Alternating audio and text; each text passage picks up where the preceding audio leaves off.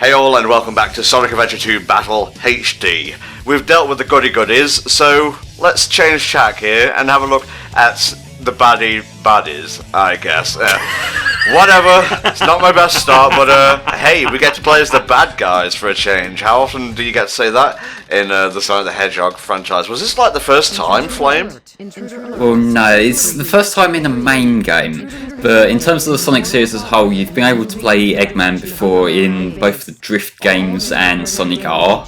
So, like, if you consider those significant enough parts of the Sonic franchise, then you've been able to play as Eggman before. But the fact that there's like a proper, like, dark side story, that's something new, and it's something that they haven't really touched on since then. Not really, no. I mean, you can play as, like, Shadow in, say, Sonic 06, but he's a member of Gun at that point, so he's more an anti-hero than anything. But Richie, how did you feel about how the dark side starts? Because I felt it was like very dynamic, but in a different way to how the hero side starts. So they both start quite excitingly. I'll give them that. Oh, definitely. I mean, I think this is probably the best way that they could have started for the dark side story, because I mean, at the end of the day, the other two characters in the dark story are new characters to the franchise.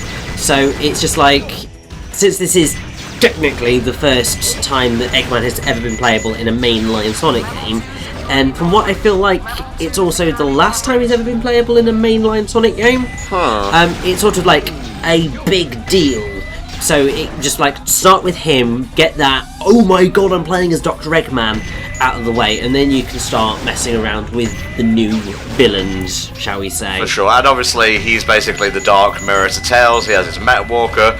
Flame obviously has all the upgrades, this being like a post-game run of sorts. And I don't think Eggman was originally considered to be playable, was he, Flame? He was. It was Tails who was the filler character for this. That's weird, like Tails, Sonic's buddy. Nice sequence breaking here. You fucking plebeian, not playing the game properly. What was I saying? Anyway, yeah, it's weird that Sonic's best friend and essentially the deuteragonist of the series was not going to be playable, but Eggman was. But I guess if they were going to go hero and dark in the first place, that makes sense. Well, it wasn't even conceived as like a hero versus dark thing at first. It was originally conceived with your playable characters being Sonic, Knuckles and Eggman, which it seems like quite weird picks. Like, I guess they would have wanted to get Knuckles in to get a bit more mileage out of the gameplay style they'd established in SA1. But yeah. Even then, it's like, I'm curious where they were kind of going with the story, because one thing you'll notice over the course of the Dark Side playthrough is a lot of the story here is like flat out filler, like it achieves nothing. Probably like about a third of the story is just like clearly thrown in as an extra thing. Yeah. And so it does make you curious as to how it was originally storyboarded and that, because yeah, it feels a bit disjointed at times.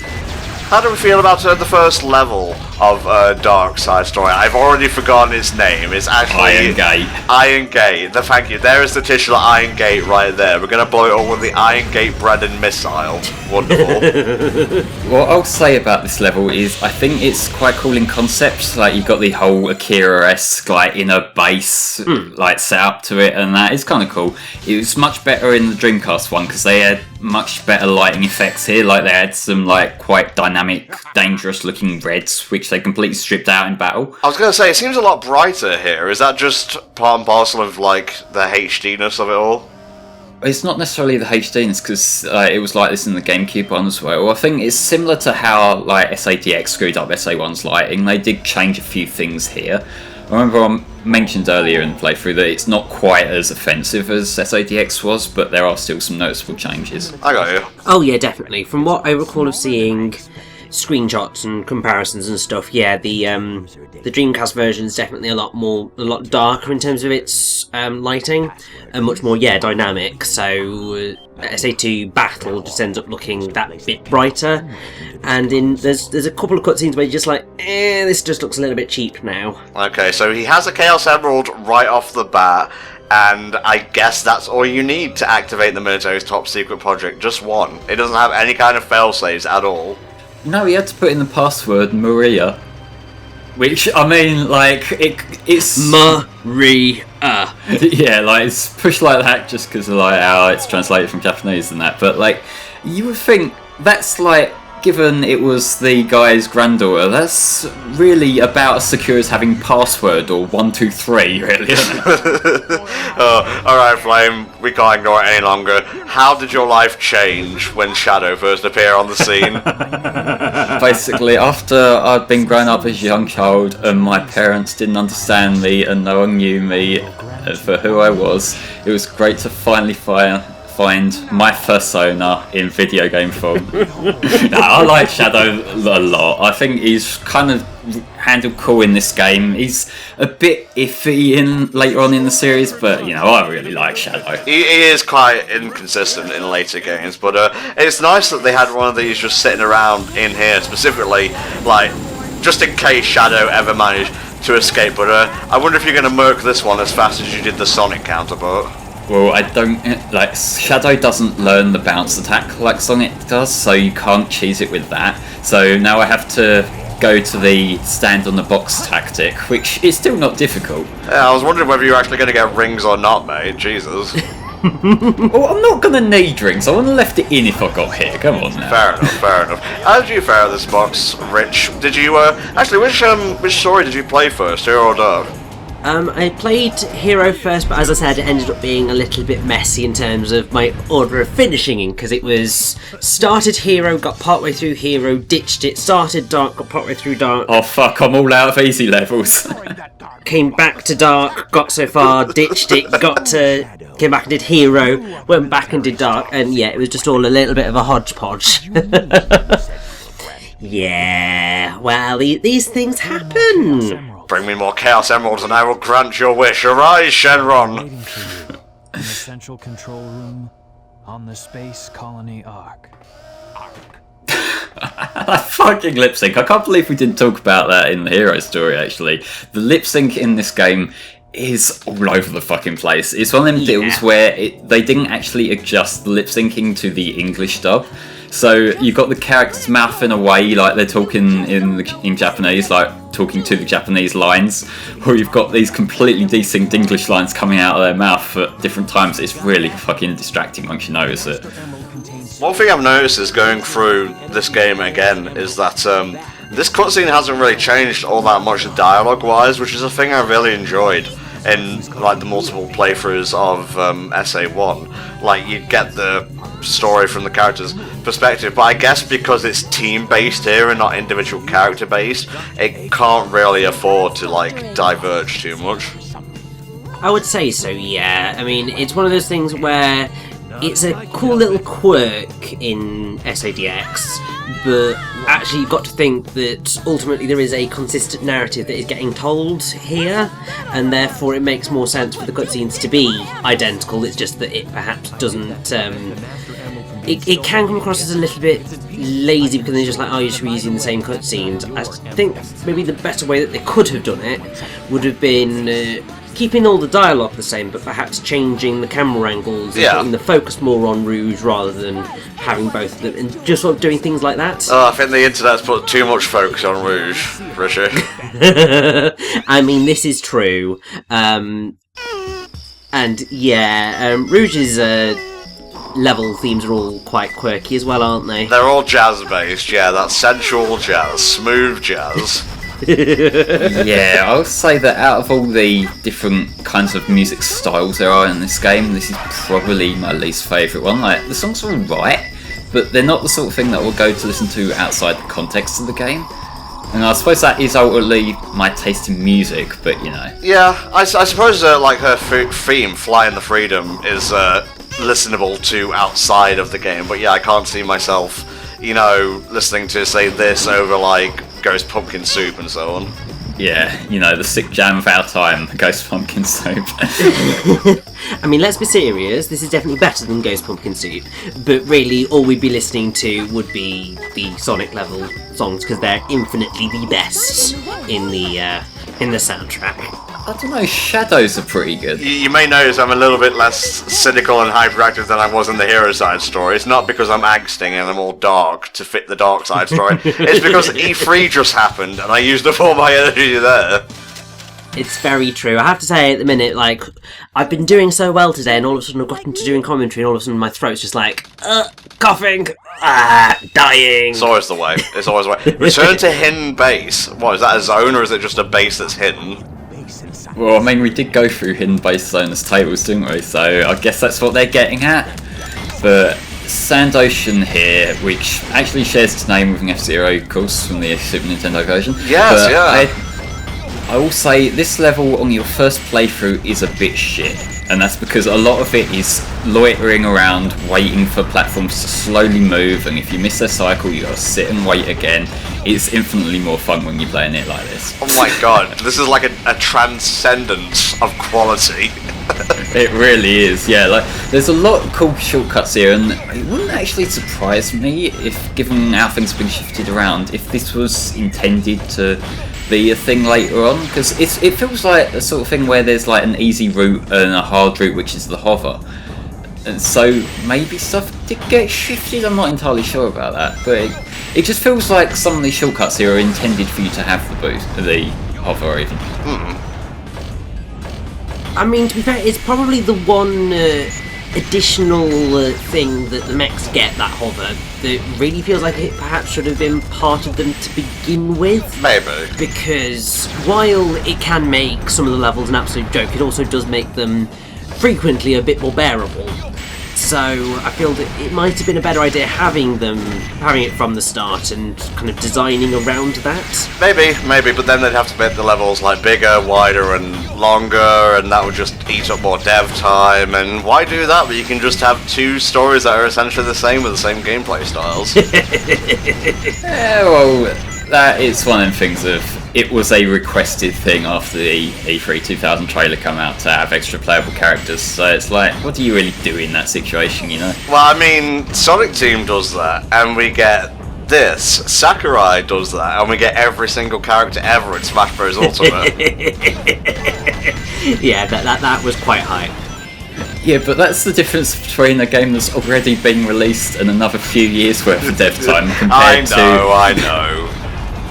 No, but it's alright, because they could have fixed it in Sonic Adventure 2 Battle, given that's not a port, is it? That's the sequel. Oh, he's trying to trick me, but it's not going to work. It's not going to work. Built from the ground up on a new engine. It's got new characters, new stages. Fuck it. You know, fuck it. What do you think, Flame? Is Shadow going to be Sonic's Echo Fighter? I hope so. I don't know if they will go down that route or not, but it'd be kind of cool. It's like, if they're gonna have this Echo Fighter system, then Shadow's like the obvious pick for Sonic, really, isn't it? Well, Knuckles is the assist trophy for the Sonic franchise now, so it makes sense. I'm kind of disappointed, because I think Knuckles could make a decent, like, slightly heavier Little Mac, but we're running off on a tangent now. It's nice to see that Eggman hasn't stopped industrializing, like, ancient precious monuments and whatnot, just to file the civilization's history. I know, he really needs seeing to about that, because it's clearly inappropriate, and it's clearly cultural appropriation, and it's just not okay. I don't get... whatever, just a little bit of banter while watching the news, I suppose. I love forced accents, how about you? That's definitely Sonic, it's literally no one else but Sonic. Sonic the Hedgehog. The iconic thing about Sonic the Hedgehog is his black colouring and red spines, and the sort of gruff, growly voice that he's got. Clearly, that's totally Sonic. It's Sonic the Hedgehog. There he is, lads, get him. How pathetic. What the fuck is wrong with his, like, right eye? That's just what happens when you have flashbacks of your friend getting killed, you know? This is what I'm talking about with, like, government conspiracies and whatnot. You have this friggin' Thunderbirds looking character here. And you're like, no, you must escape, my furry OC love. Oh, God. For all the people. But given, like, this is 50 years prior to the events of this game, and Sonic, at the time of this game, is 15 years old, so this means that in universe, Sonic is a shadow recolor? That's how that works, right? Well, there's a bit of... That's great, I'm sorry, I actually do really, really like Shadow in this game. He's probably my favourite. Like, voice-wise, characterization-wise, this level's fucking hype. They brought it back, actually, for Generations 3DS, and it wasn't bad, but the modern remix is just like farts in a wind tunnel. It wasn't bad if you replayed that classic variant recently. Oh wait, am I getting those two mixed up? Which one was done by Cash Cash? Oh no, like, I'm talking about the levels itself, because... Oh, okay, yeah, I understand. Because, like, there is one section where it's a good 45 seconds straight of holding right. Wow. And nothing else, like, no jumps, no, like, rolls or anything go here. This I'm showing off the little side route that you can't do until you come back here, because you need the light dash for it. Okay, But okay. yeah, that part there is where you actually get Shadow Somersault fire bracelet thingy.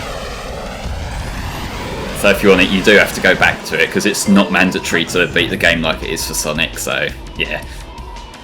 So when I think of like Shadow, in terms of SA2, this is definitely the level that comes to mind. Maybe like Final Chase, but compared to Final Rush, that one's not so great. Yeah, that one's pretty dire and pretty buggy as well, all things considered.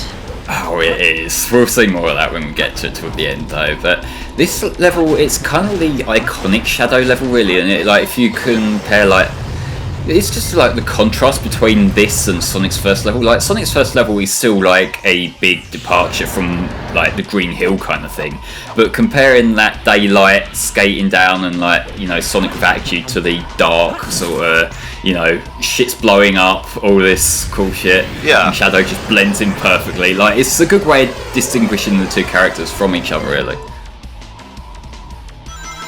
Well, actually, it also sort of ties in with their colour palettes, because if you look at City Escape, it is all blues and reds and all of that. It's a very Sonic coloured level, and Radical Highway is mostly blacks and reds, which is basically Shadow, and also it's for the black of the night sky.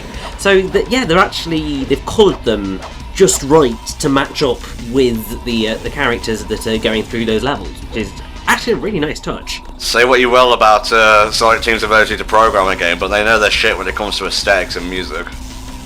Yeah, like, this is one section where it can be a little bit fiddly, because, like, if you go down the lower route and you fall off the edge, there's this weird sort of gravity thing similar to what we saw in Eternal Engine, and it's kind of unpredictable, because I swear there's like dead sections where it just doesn't do that, but maybe that's just me having bad luck with it. Probably. You are terrible at video games, as we've come to see from your footage. Yeah, clearly. Like, it does annoy me how I missed a cycle on that part there, rather than thinking of just running along the beam on the right like Missed I a usually do. cycle. It's a fucking 3D Sonic game, not a fighter, mate. Yeah, but like, it's a game where you're meant to go fast, and if you miss a cycle, you miss speed, you know? Sorry, can I just point out Knights there that, like, just like, oh my god, I am so happy right now. Please, can I have a Night 3 that's really, really good? Ha ha ha, Please, no, says Yuji Naka, even though he's not working at Sonic anymore. Yeah. Yeah, he'll just say no just to fuck with you. Yeah, he rejoins the company just to deny Rishi and Dash's hopes. This is bullshit. What's bullshit?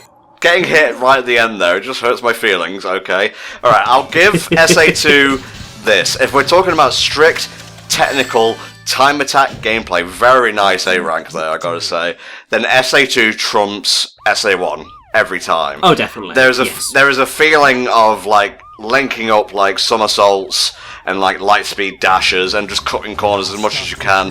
That SA2 does much better than SA1 just due to its more arcadey nature, and the fact that you can just keep reselecting a level from a menu if you mess up and whatnot. And I appreciate it for that, but I feel overall like the level design felt a bit more organic in the first game.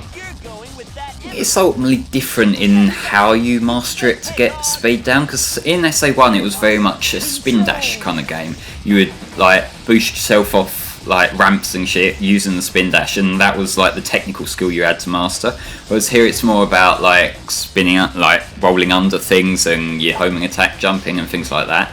So, like, I think they've both got their kind of strengths there, and they're both rewarding speed games.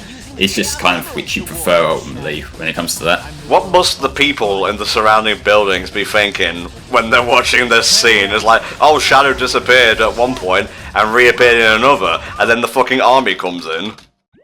They're probably thinking, fuck it, I'm going back to bed. Alright, now we have the dark side equivalent of Death Chamber. This one's a little bit better just for the music, I think. And it's like a bit more compact as well. Like there is a gimmick here which is a little bit annoying. You see him when he sort of floats through in the middle there, because okay, maybe I did dodge him, but that's not my point. But there's a little robot that sort of traverses its way around here. It's a security robot, and if it sees you, then it will fire lasers at you. And the way to get around that, if you are in a room with him, is to stand in the shadows, which ultimately wastes time. An interesting little thing about that is that originally there was intended to be a separate radar for where he is. Oh. It's like there's some unused assets in the game that sort of look like him. Huh. And it's kind of odd that they took that out, but instead they get this weird like flashing on the screen when he's near you, which I suppose it serves the same purpose, but you know. I suppose it's to avoid cluttering up the section at the bottom more than anything. I guess so. I mean, the HUD is pretty packed as is. There's like, only the bottom right hand corner has escaped the wrath of the HUD. Yeah, well, speaking of the HUD actually, this is one thing that I don't think I brought up when we were playing as Knuckles, but one of the changes they made with the treasure hunting stages between the Dreamcast version and the GameCube version is when you're in red like this, in the battle version, when you're over it you get that little exclamation mark pop up. That wasn't there in the Dreamcast one, and that made it infinitely more time consuming in these sections here, especially with the dig ones. I must like not have played the original SA2 in a long ass time, because I don't even recall a moment where there wasn't an exclamation mark. No, well that's why it always used to take me so long in these sections, because I would find out the general spot and then I'd just be digging in the same little patch over and over because I needed to find that particular spot. Fair enough, mate, fair enough. See, you got a decent cycle there, but you did have to use a few hints, so let's see what you got. Disgusting. How was that? I would not have awarded you that, just to make you cry. Now you see, it was under 2 minutes. I totally would have given that an A rank. Because well. most of the time I would have spent like 10 minutes on that, going, for the love of God, I hate this. It's fine, as long as we ignore all the outtakes where it took me like 5, and there's no problem at all. And that's commonplace for these like treasure hunting stages, though, so I'm not going to blame you for that. I appreciate that, because if it were you, I totally would blame you for it. Well, that just proves which of us is the better man, I think. Oh, sorry, better man child. Yeah. I can't even fight that one. This is another interesting thing that Rishi brought to our attention in Relical Highway. I've noticed a lot of greys in Eggman's level colour palettes as well. And this one, the main gimmick here is in terms of the light. As you defeat more enemies in a room, the game will decide, actually we should probably let them see the level that they're trying to traverse. Oh, now danger's gone, it's time to turn the lights on, okay.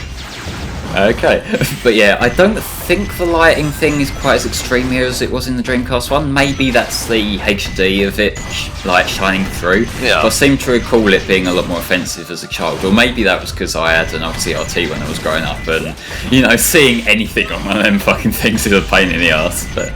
Yeah, but also, one of the things that I certainly noticed, it was, the thing that I mostly remember it from was when I initially played Kingdom Hearts. Oh, fuck yeah, Halloween Town was the worst.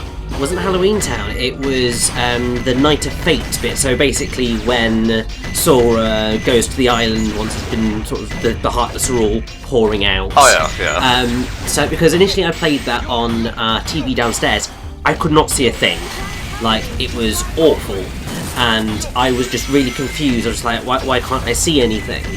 And then I think when I played it on my TV upstairs, it was notably better, I think, because sort of the brightness settings or whatever were different. Wow. And really, the settings on your TV can really change how you end up seeing a game. Yeah, because it can, those darker areas can end up being a lot brighter on your TV than the footage is actually being put out. I mean, one of the things that I definitely know from my old TV, probably the one that I've got at the minute, is that the colours on that were always a lot more vivid than the console was actually putting out. So whenever I was editing my footage, I was just like, I need there to be a bit more colour, because that's what I see when I'm playing.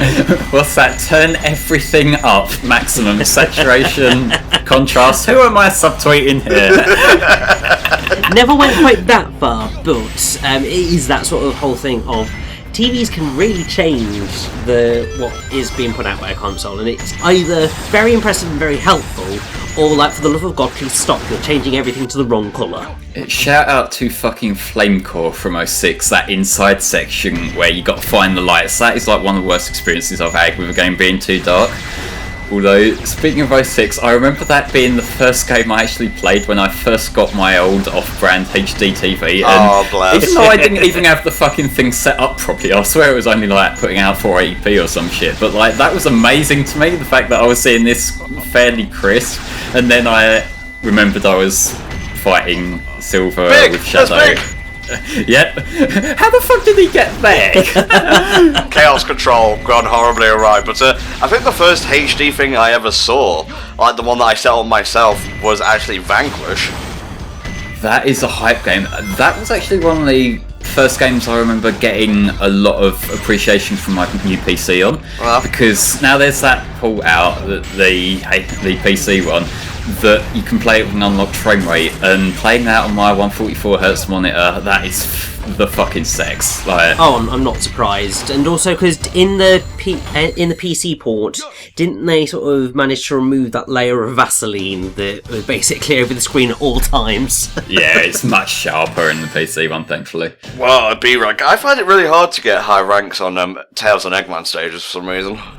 Maybe it's because you suck. Right, now we are inside the womb of the Ark here. Oh, please don't call it that. Please, please, please do not call it that. Well, whatever.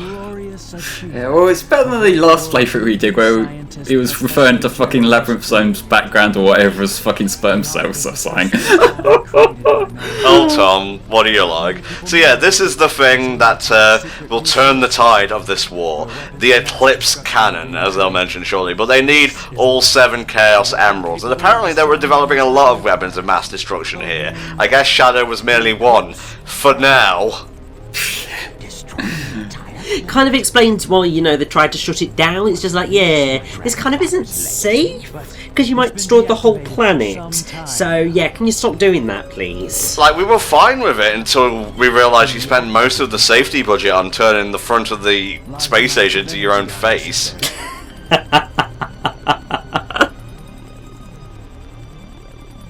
Okay, that goes on fairly too long for its own good, but that's a power-up sequence for you, I suppose. So that's why we needed the cave. Although it's a power-up sequence that's got a really, really uninteresting camera angle. It's just like, spin that flip around and just make it more exciting, Yeah, spin that low-res thing at the bottom, which really sticks out like a sore thumb compared to the sharp edges of the thing itself. I like how there's that little hallway to fucking nowhere on the way out. The fact that it's just all black except for that. It's like there's a fucking black hole underneath where we are. Yeah, don't mind me. I'm the walker. I'll just sit in the background. Yeah, I won't fit along this section here. Do you really think it will be that easy? Nice audio editing, June. How the fuck did you get here? Oh yeah, she used the teleport in Eggman's base. Great idea. Indeed. The better question is, how the hell did she stick to that ceiling? She's wearing heels. She's a bat! It's like a thing to hang upside down. Yes, if she's got something to hook onto, but she was just stuck to that ceiling. She's turned into bloody Spider-Man. Magnetism. She was just hanging on by her tits, alright? That's your answer, stick with it. Oh, Jesus. Fuck tits. We've gone through the furry looking glass here. Oh, God.